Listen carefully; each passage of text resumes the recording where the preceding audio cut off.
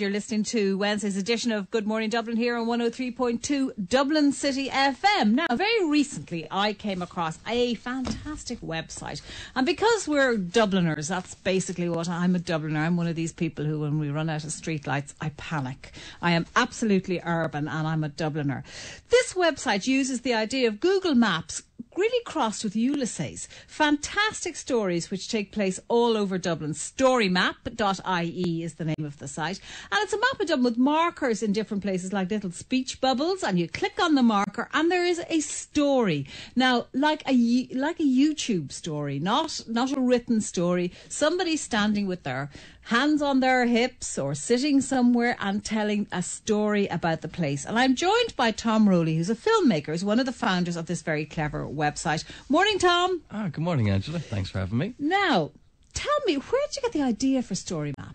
Well, basically, we were in Dublin. There was a lot of new storytelling nights happening around the city. And myself and my colleague Andy Flaherty, we came along and we were just really excited about the form of storytelling. It's so direct and personal and intimate.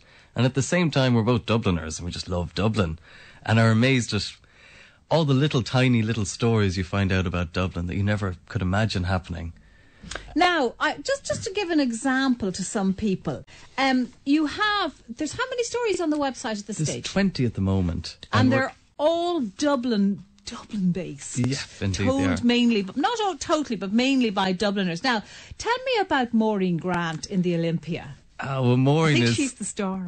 Maureen is the loveliest woman I think I've met. She's been working in the Olympia for 63 years. She's about 84 now, and basically we got a great story off her just about her life in the Olympia, where she grew up. When she was working there, she used to hide her children in boxes around the place. Was this because she wasn't supposed to work when she had children? Exactly, yeah. Okay. She had to hide every pregnancy while she was there. Okay. And she also, we have another story coming out in a month's time with her where she talks about how she used to hang out with Laurel and Hardy when they were there and used to go ghost hunting with them around the Olympia. And also that... Are there ghosts in the Olympia? I'd say there'd be loads. There's several. Every theatre seems to have ghosts in it in Dublin, actually, is one of the funny things we found. The Olympia has 3. There's one of the costume ladies still hangs around the place, and there's a crying baby in between the 2 bars that's meant to be there. And there's also one called Charlie Parker, I think is his name, who dresses like a funeral usher, or, the guys who's... And he's been spotted, I think, a good few times. But Laurel It is and a Hardy, slightly spooky place, the Olympia, because it's very old with little narrow corridors and stuff. I think as well, I'm not a big believer in ghosts personally, but I think also a lot of theatrical and imaginative people pass through these theatres who kind of give life to these things. Now, Lawrence Downey, and I know when I say the name Lawrence Downey, people out there are scratching their heads. Tell us who Lawrence Downey was. He was one of the most peculiar men to have passed through Dublin. We got a lovely story about, he used to drink in the Dawson Lounge in Dublin. Which is, I think, the smallest pub in Dublin. It is, yeah. It's a tiny, lovely little spot. Yeah, directly up to the Mansion House there, and you go down the steps. That's right. Cute place. But the story goes that one night in 1981, there was a big party for him because he was leaving for London, and he was on the plane to London, and just before it was about to arrive, he came out of the toilet just dripping in petrol, demanding the plane be taken to France. And his demands weren't for money at all. He wanted to know the third secret of Fatima. Yeah, he was an I remember all of this. It was one of the maddest stories, and he only got 5 years in the end after the police got him and everything. Yeah, it was kind of nuts. The reason I know is that he used to live next door to me. Oh, God. many years ago. And he's completely normal until the night he went nuts, apparently. I just knew to say good morning to him, but he did, he appeared to be a fairly good citizen, put out his bins, all that boring kind of stuff. And he turned into a hijacker. We saw him on the news. My mother and I were watching the news. This is in the 80s sometime, watching the news. And we both went, oh, my God, it's the next door neighbour. So Lawrence Downey. Now, the format is very interesting. You shoot it yourselves.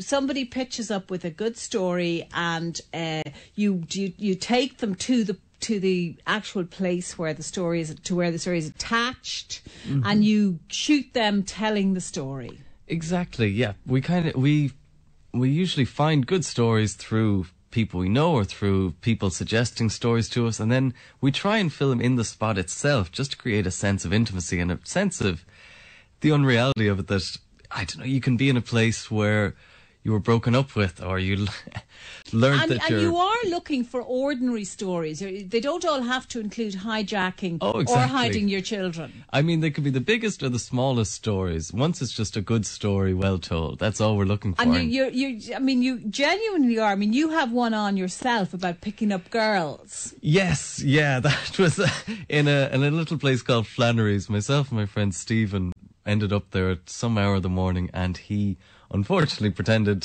that he was deaf to try, thinking this would be a great way to... Sympathy vote. Yes, exactly, which, of course, snowballed and ended up terribly.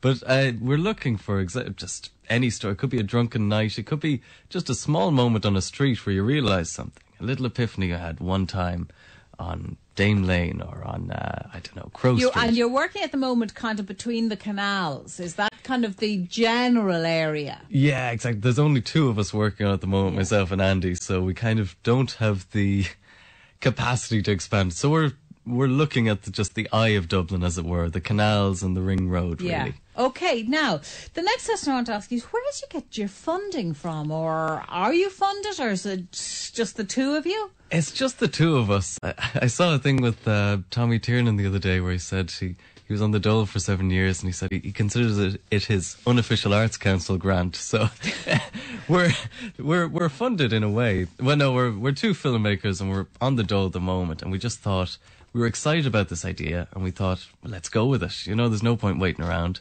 We brought it this far to launch it in a basic way. We have huge plans for the future, so we're hoping to apply for some funding and try out a few avenues. I would have thought that Dublin Tourism would have been very interested in this, because the way in which your site is made up, say your English wasn't brilliant, because it's a spoken word, it's quite easy to, it's animated, and therefore you can look at the person's body language while listening to the words, and it's interesting. They look like little YouTube clips, which is brilliant, and I would have thought somebody like Dublin Tourism would love it. Well, hopefully they do. We're applying to them at the moment. We're trying a few avenues for funding, so hopefully it'll take off in that direction. All right. Would it be possible to do all of this for the whole of Ireland? That's one thing we'd love to do, because especially places like Galway, Kilkenny, Cork. Everywhere there's a mountain of stories and a mountain of history. Cork, especially with the whole War of Independence and that whole aspect of things. So it's something we'd love to roll out for Greater Dublin and the other cities in Ireland as well. How can people get in touch with you if they have stories? Well, we'd love to hear any and every story. So if you email us at storymapdublin@gmail.com, or come to the website and you can connect to us through Twitter or Facebook and just send us a thing with an idea for a story, and we'll get in touch and try and meet up and chat about it. It's a fantastic idea, because it makes Dublin kind of live. Just one last story, the gay sauna, which is a great story. Oh, God, yeah. That was...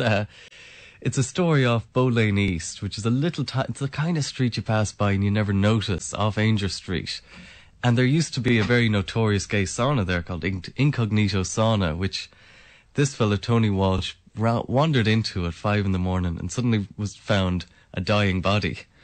A dying man there, and it's just a story which you'll have to check out for yourself of what unravelled there. One of the mad things is that, coincidentally, this sauna was the site of a priest dropping dead previously, and not only a priest dropped dead, but there was another priest on hand to give him the last rites, which gave it this notoriety for years to come. Yes, I think it was very well known. I think the sign is still on the wall. It is. Kind of this funny looking, was it rusty looking sign of Incognito. There's a horse and cart going up the wall. Bizarre. It's strange. And there's all these little things that you pass in Dublin and you think, what is that? I wonder what happened there. And this is really the thing. Now, if you say you worked in any of the shops that are gone in Dublin, you've stories about that. That's the sort of thing you'd love to get. All certainly. of that, anything, like any story you have about Dublin, and there are bazillions of them out there. Storymap.ie. If you give us a ring on 856-8020, we will give you all of the details on how you get in touch with Tom, and he'll take you from there.